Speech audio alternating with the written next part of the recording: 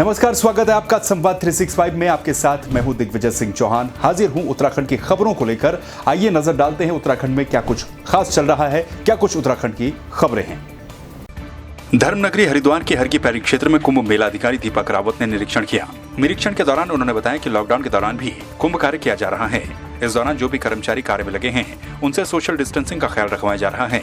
साथ ही उन्हें साबुन, सैनिटाइजर और मास्क आदि भी वितरित किए जा रहे हैं। उन्होंने ये भी बताया कि तारों का जंजाल हटने से बिजली संबंधित दुर्घटनाएं भी नहीं होंगी। साथ ही सौंदर्यकरण का काम भी लगातार जारी है।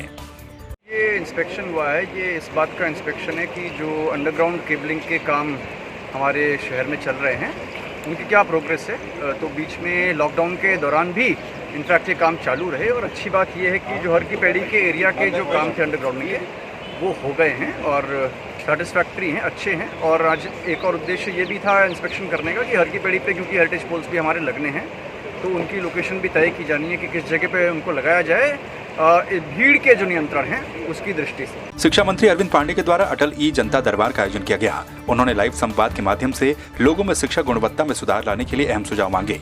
शिक्षा मंत्री अरविंद पांडे ने केंद्रीय स्टूडियो नवोदय विद्यालय तपोवन देहरादून से प्रदेश के विभिन्न क्षेत्रों में 500 से अधिक विद्यालयों में संपर्क किया। देखिए, आज माननीय मंत्री जी ने पूरे उत्तराखंड राज्य के अंदर सीधे संपर्क किया अभिभावकों से भी, अध्यापकों से भी, और निश्चित तो बहुत से सुझाव आए हैं। एक समस्या जरूर है कि खासतौर पर पर्वतीय क्षेत्रों के अंदर और नेटवर्क की बड़ी समस्या रहती है, उसके धीरे धीरे उसका विस्तार हो रहा है।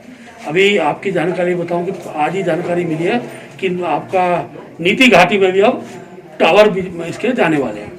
देहरादून से उत्तरकाशी और धनोल्टी जाने वाले मार्ग पर यानी कि सुवाखोली में चेक पोस्ट बनाया गया है, जहां पर पुलिसकर्मी, स्वास्थ्य विभाग और अन्य विभाग के कर्मचारी चेक पोस्ट पर आने वालों की चेकिंग कर रहे हैं। इन्हीं कोरोना योद्धाओं के सम्मान में बीजेपी टिहरी के उपाध्यक्ष वीरेंद्र राणा और जिला पंचायत के सदस्य अभिलाष कुमार ने कर्म योद्धाओं पर पुष्प वर्षा कर उनका सम्मान किया। वहीं चेक पोस्ट पर कार्यरत कर्मचारी जो कि कोरोना के कर्म योद्धा हैं, उन्होंने कहा कि इस प्रकार के सम्मान से उनका भी हौसला बढ़ता है। देखिए, निश्चित तौर पर आज यहाँ पे सुवाखोली जो हमारा चेक पोस्ट है, जो हमारी सीमाओं को यहाँ पर जो है दिन रात जो है कवर कर रहे हैं, जिनकी बदौलत आज हमारा जौनपुर, हमारा टिहरी जो है सुरक्षित है। आज हमने भी सोचा कि हम क्यों ना आज इन योद्धाओं का थोड़ा फूल मालाओं से स्वागत करें। और इसी विषय में मेरे साथ हमारे जिला पंचायत सदस्य अभिलाष जी थे, महामंत्री जी थे और क्षेत्र पंचायत जी थे। वीरेंद्र राणा जी और उनकी टीम जो भी आज उन्होंने जो है सुवाखोली क्षेत्र में जो है हमारी पूरी टीम का जो है उसका आवर्धन किया। हम सब उनके बहुत आभारी हैं और बहुत बहुत धन्यवाद करते हैं उनको जो उन्होंने हमारा उत्साह बढ़ाया।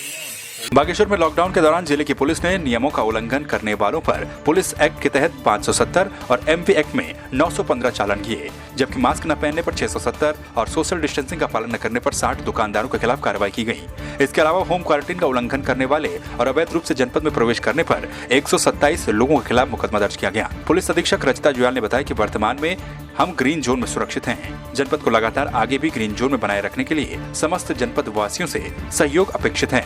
जिले में अभी तक हमने लॉकडाउन के दौरान 915 एमवी एक्ट में चालान करे हैं। उसके अलावा हमारे पुलिस एक्ट में 570 चालान हुए हैं। मास्क धारण ना करने में पिछले 2-3 दिनों में 670 चालान हुए हैं। उसके अलावा दुकानदारों पर सामाजिक दूरी का पालन ना करने में 60 दुकानदारों पर हमने कार्रवाई करी है।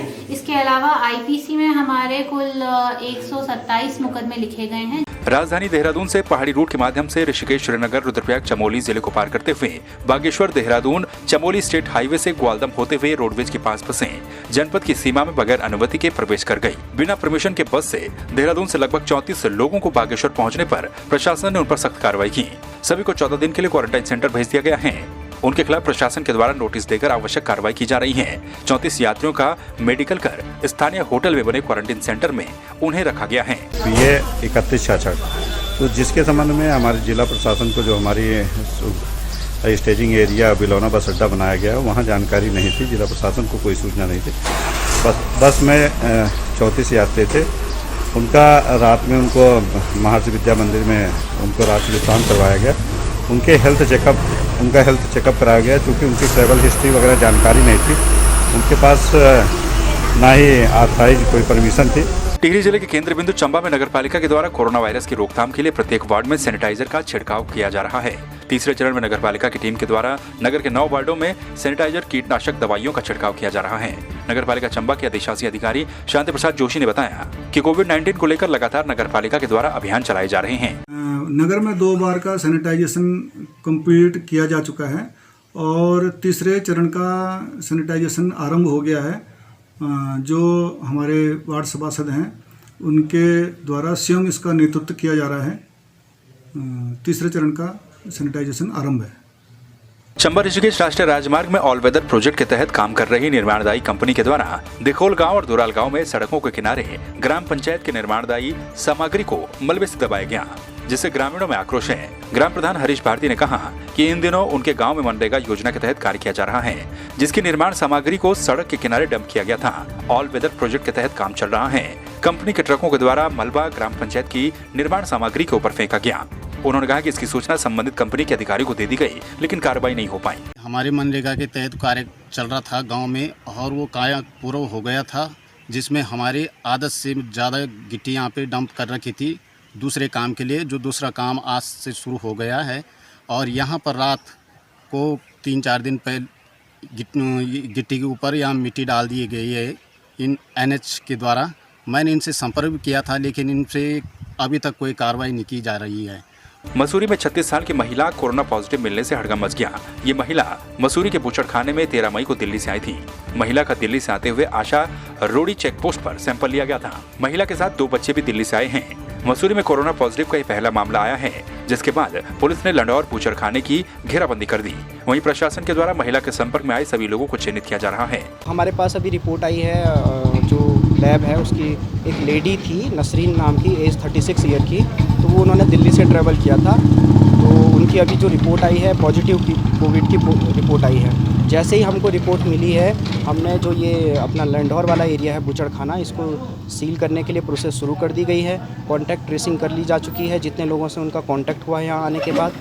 और फॉर्चुनेटली ये है कि जैसे ही हमको इन्फॉर्मेशन मिली थी तो उनको होम क्वारंटीन कर दिया गया था। पिथौरागढ़ में बाहरी प्रदेशों से आने वालों का रैंडम सैंपल लिया जाएगा। प्रशासन का कहना है कि जो लोग रेड जोन से लौटे हैं उनका रैंडम सैंपल लिया जाएगा। ऐसे में अगर कोई कोरोना पॉजिटिव केस मिलता है तो उस गाड़ी में सवार सभी लोगों के सैंपल लिए जाएंगे।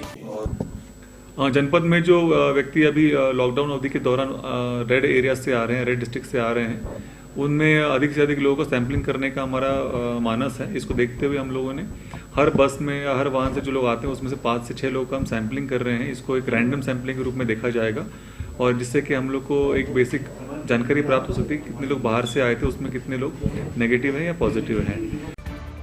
तो आपने देखा उत्तराखंड में क्या कुछ खास चल रहा है, क्या कुछ उत्तराखंड की खबरें रही। एक बार फिर से आपके सामने हाजिर होंगे उत्तराखंड की कुछ और खबरों के साथ। तब तक के लिए आप बने रहिए संवाद 365 के साथ। नमस्कार।